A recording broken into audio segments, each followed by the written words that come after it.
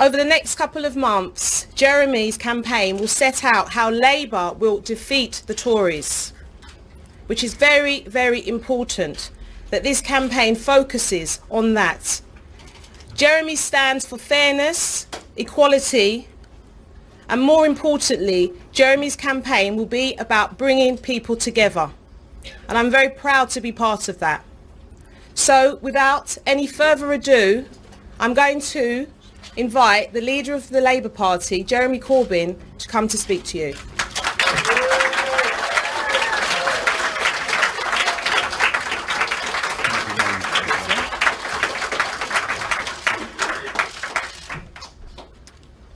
Good morning, everybody. Thank you so much for coming along this morning at relatively short notice here at the Institute of Education.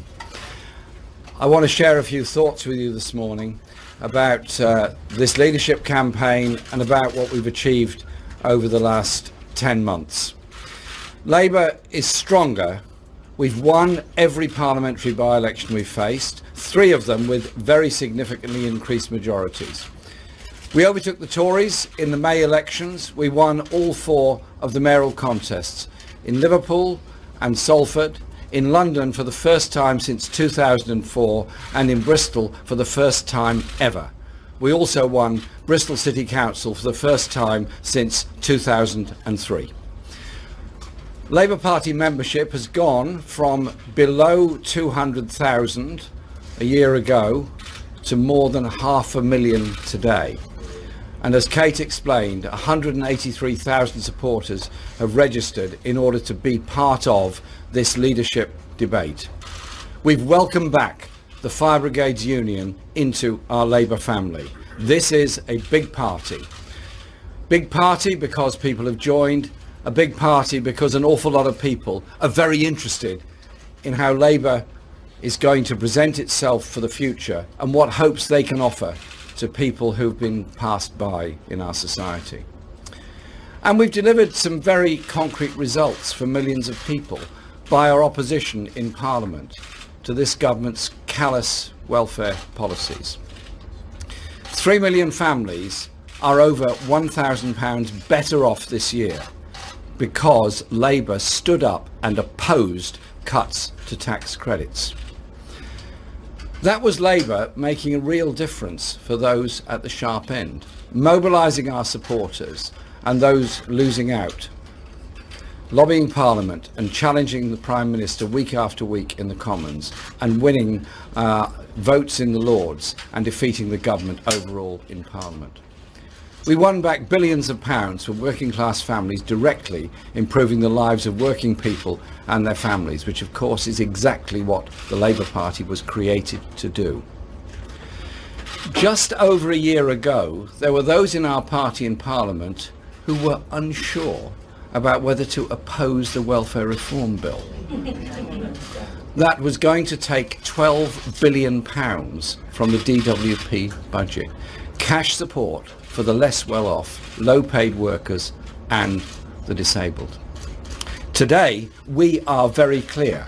We are proud to defend the tax credits built up by Gordon Brown and proud to defend our greatest creation, social security for all.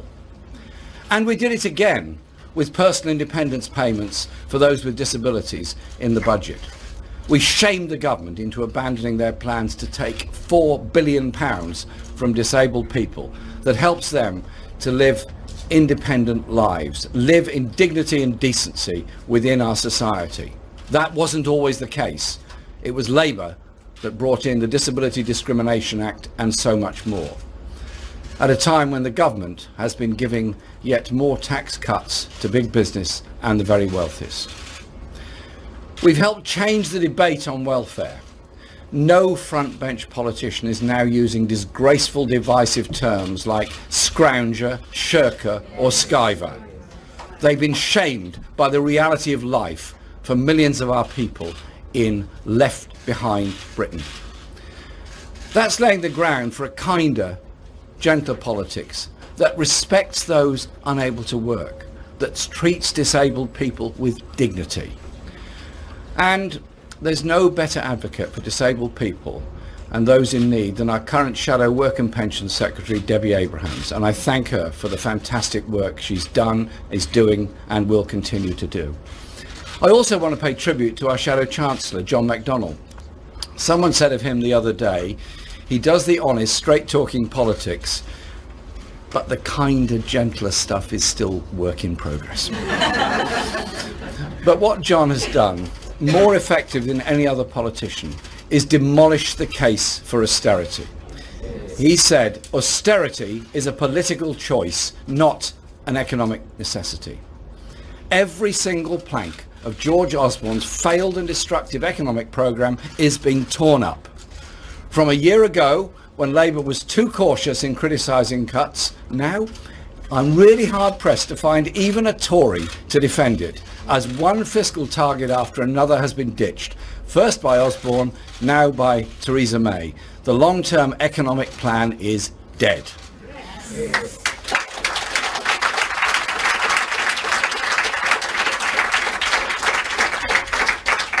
Most people now believe the government's cuts are both unfair and bad for our economy.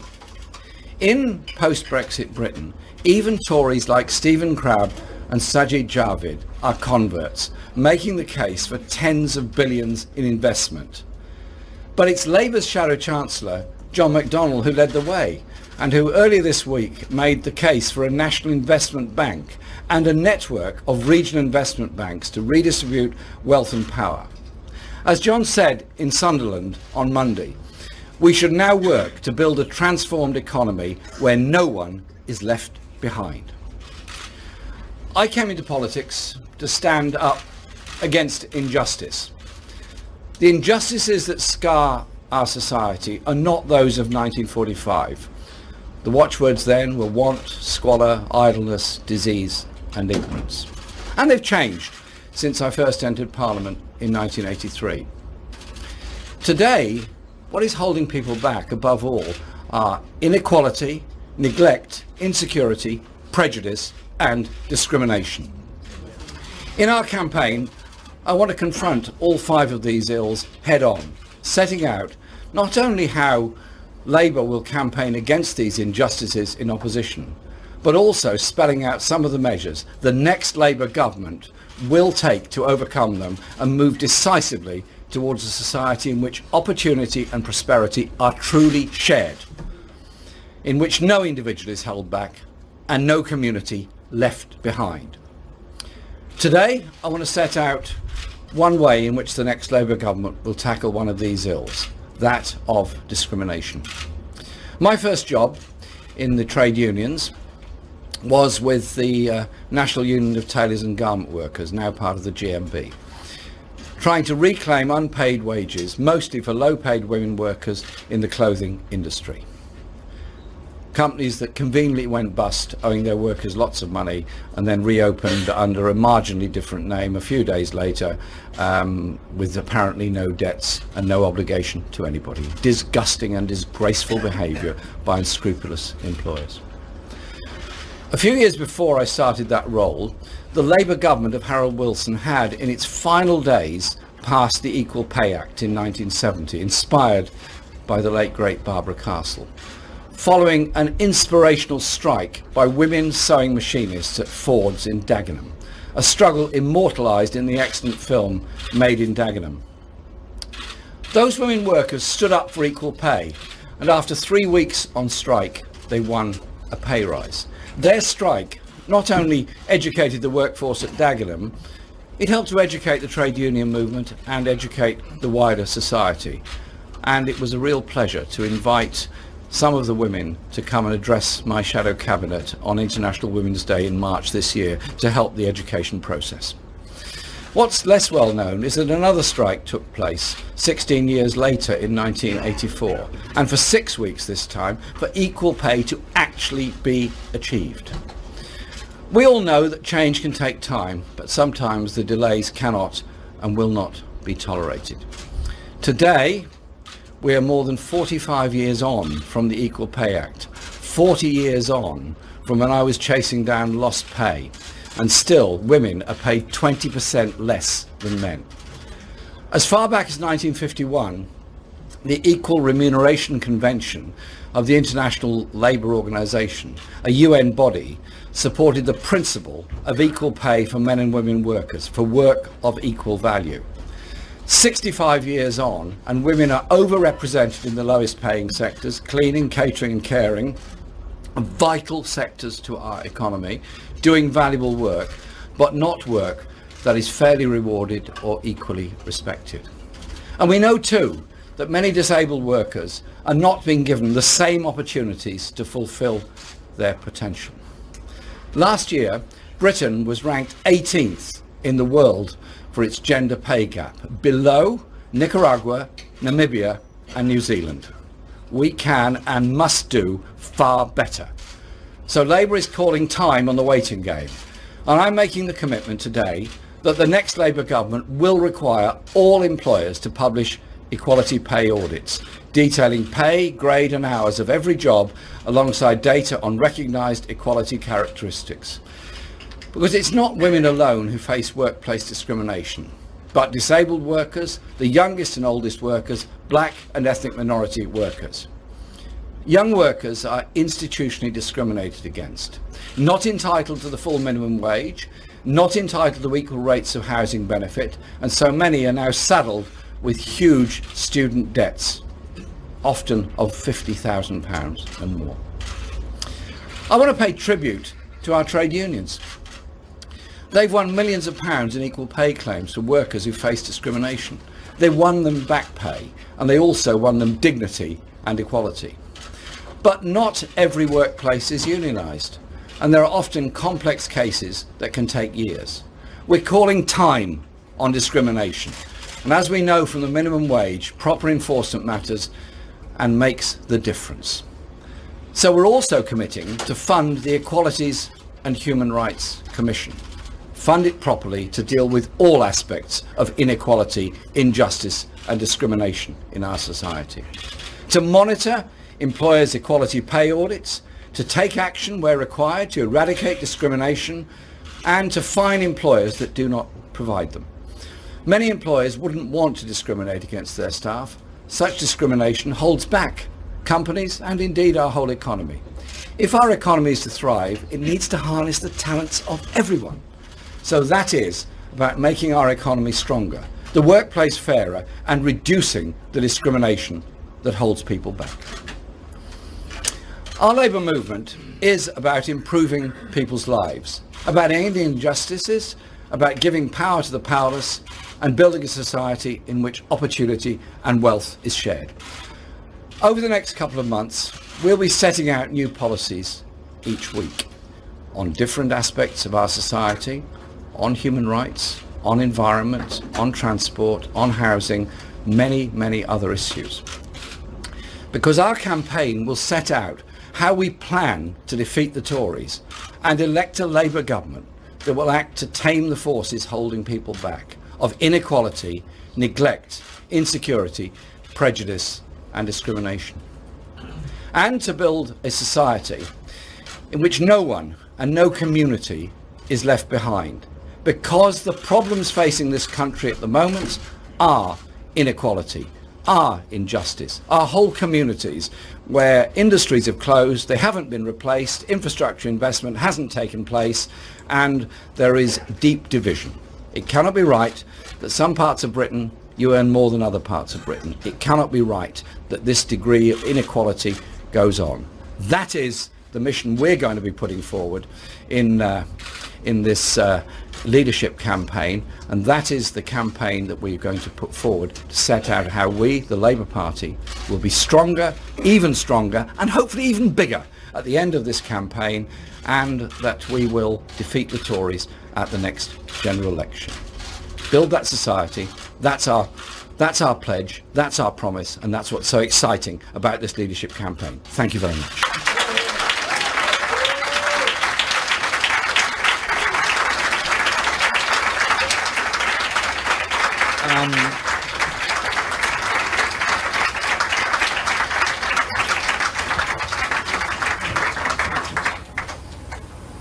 Thank you. I want to take some questions from Sky News. Jason Farrell. Okay. Well, is time so hard in Sky you have to share microphones? Have a whip round for Sky. Just two questions, if I can. First of all, the big party you were talking about at the beginning, obviously you've got this new membership. Last time round, I think it's the same this time round, there will be a vetting process for people who join. And I wondered, as someone who sort of made a protest with lots of other parties at that address, whether you feel that people from other parties, such as social workers, should be allowed to join the Labour Party, and what do you feel about the vetting process? And secondly, in the interest of transparency and equality, will you be publishing the pay breakdown of your own office? The membership issue is that anyone that signs up to join the Labour Party or support the Labour Party must support the aims and values and principles of the Labour Party. It's absolutely clear, and they should not be members of or campaigning for any other party. It's absolutely clear. That's what the process is for. I hope the process will be fairly carried out, and that we welcome people to the Labour fold who've come in from other organisations, who've come in from other parties. That is what growing politics is all about. And of course the equal pay audit should be carried out for all employers. Thank you. The next question is from ITV News, Carl Dinnon. Yeah. Dinnon, okay. Have you got your own microphone, Carl? You don't need one. It was my microphone, actually, now taken back to the I love the way the private sector organisations cooperate together. Do you include the BBC in your cooperation?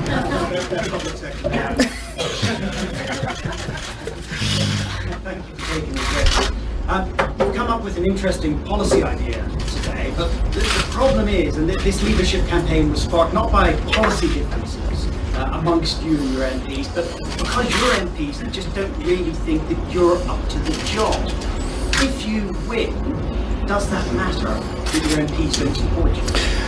Look, when we won the leadership election last year, we set out a series of policy changes, and we've done our best to carry those out. Crucially is the economic policy objective, which John McDonnell has been leading on, and I think pretty well everyone will concede that because of the work of John and our team, the whole economic debate in Britain has fundamentally changed. That is what happens. We've changed politics in Britain. I'm coming to your question. Don't worry, I'm not avoiding your question. I promise you that. But you've got to let me answer it.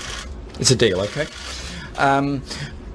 I tried to appoint a very broad shadow cabinet last September, and I think everyone would concede that I did appoint a broad shadow cabinet.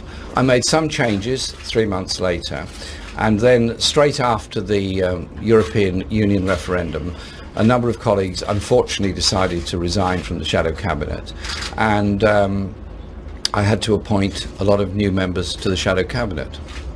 I want to thank those members that were appointed, some of whom had only been in Parliament for a year, and as an inveterate political watcher, I'm sure you will accept that they have stepped up to the plate and done a fantastic job.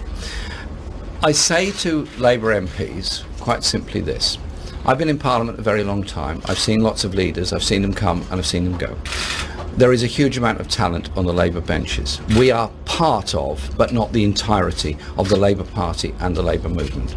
And I hope those that may not agree with me politically, may not even like me personally, I find that hard to believe, but there are some people apparently who don't like me, I hold out the hand of friendship to them all, because come September, when this election is done and dusted, there will still be a Tory government in office. There will still be grotesque levels of inequality in our society. There will still be whole parts of this country that are left behind Britain. It's the job, it's the duty, it's the responsibility of every Labour MP to get behind the party at that point and put it there against the Tories about the different, fairer kind of Britain that we can build together. And I appeal to them to work together to put that case forward, because we owe it to the people that founded this party, that support this party, the 500,000 who give their money and their time to help this party survive and strengthen and grow, of the kind of better society we can put forward. I hope they will recognise that and come on board. I have an ability to very conveniently forget some of the unpleasant things that are said, because it's not worth it. It's simply not worth it.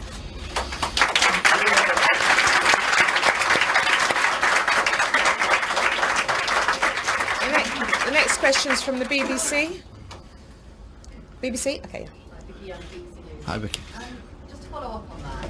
The reason you're here is because most of your MPs have decided, it's not that they don't like you, they don't think that you will ever be Prime Minister.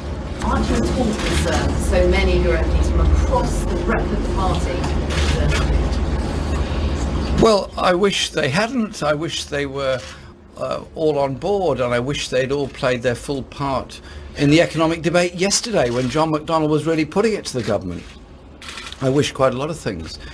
I asked them to just think very, very carefully about this. We have a government that is creating worse divisions and poverty within our society. It's their job to get behind the party and campaign against this government. Do they think ill of me personally? I'm sure they don't. Do they think politically different to me? In some cases, possibly yes. But I think they will recognise that this leadership election is about having that political debate, but it's also about showing loyalty to the party and the movement. And so I hope they'll get on board. About being Prime Minister and being in government, that's what they fear, is that you can't be the next Prime Minister. Why am I so frightening? If they fear it, why am I so frightening? They want you to be Prime Minister. But Yes. Okay. Well, listen. This party is going places. This party is strong. This party is capable of winning a general election. And if I'm leader of the party, I will be that Prime Minister.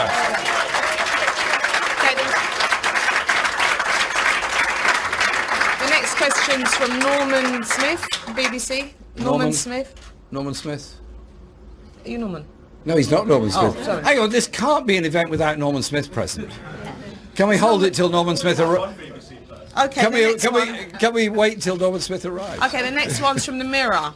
Ben Glazier, sorry. You called for a new kind of politics, Jeremy. Just wondering what you made of Diane Abbott's attack on Owen Smith this morning on the radio for him having a shot before we went to Parliament. Something to do. I'm sorry, I didn't fully hear that, but it was something about Diane Abbott on the radio this morning, yeah? Yeah, you had to go at Owen Smith for having a shot before we went to Parliament. Just wondering if that's part of a new kind of politics. Well, do you know what? I don't listen to the Radio 4 Today programme every day. I'm sure I should, but I don't always do so. I understand, because I've followed it up on social media, she was critical of Owen Smith's involvement in the private healthcare sector before he came into Parliament. I hope Owen will fully agree with me that our NHS should be free at the point of use, should be run by publicly employed workers working for the NHS, not for private contractors, and that medical research shouldn't be farmed out to big pharmaceutical companies like Pfizer and others, but should be funded through the Medical Research Council as a way of developing those drugs, and not allow the private pharma companies to become over-dominant in the way the NHS provides things, and that generic medicines are much cheaper than patented medicines and should be encouraged. Think of what happened in South Africa over antiretrovirals and the way they fought a very brave campaign for a long time in order to get affordable antiretrovirals, which have saved lots of lives. So I just hope that, and I'm sure he will, Owen will come fully on board on the idea of our NHS being totally public and publicly employed people running it.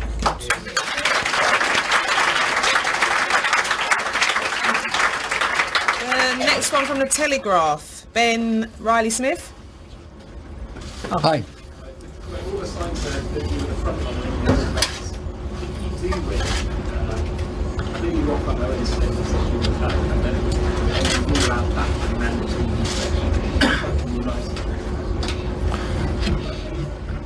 inspection. Sorry, I couldn't probably hear it. Two quick questions. If you win, will you offer Owen Smith the post in your shadow cabinet? Yeah. And two, can you go around back and mandatory inspection? Well, Owen Smith was in the shadow cabinet until 2 weeks ago.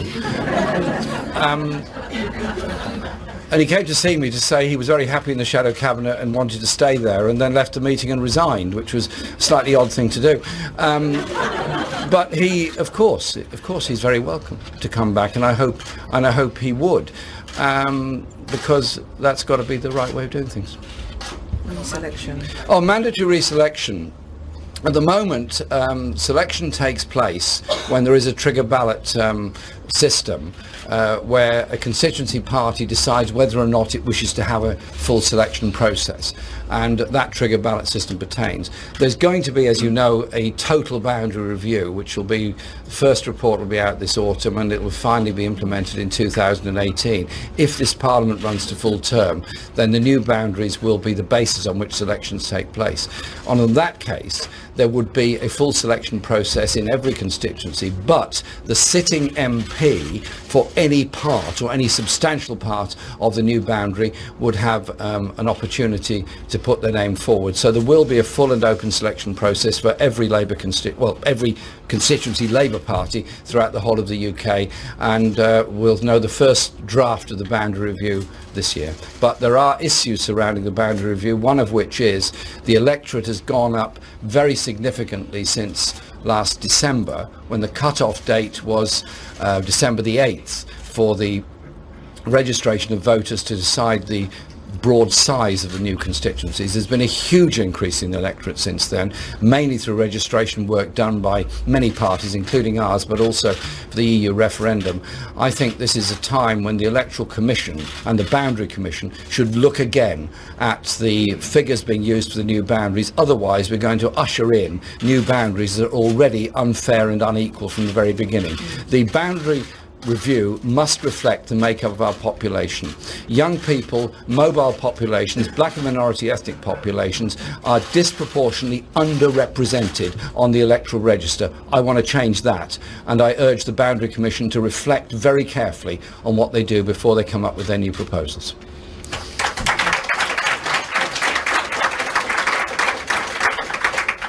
And the last question from Peter Walker from The Guardian. Hi. Hi. During all the talk about what the new Labour government will do, you kind of talked about the victories in the by-election and the mayoral election. You've not yet mentioned the opinion polls, which show the idea the Labour government doesn't actually seem realistic at the moment. Do you think the polls are wrong, or do you think that they'll change?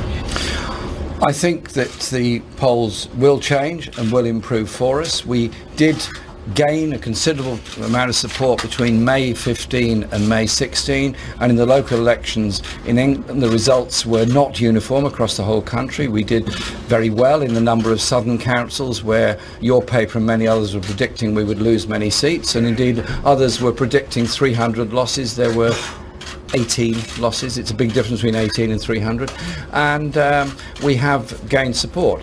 I think that once this leadership election is over, many will realise the importance of the message we're putting forward, of the kind of decent, equal society we can create, and the way in which we can say to families, whatever their economic situation, are you comfortable with so many people being homeless? Are you comfortable with levels of inequality in society? Are you comfortable with the waste that poverty is on the lives of so many people?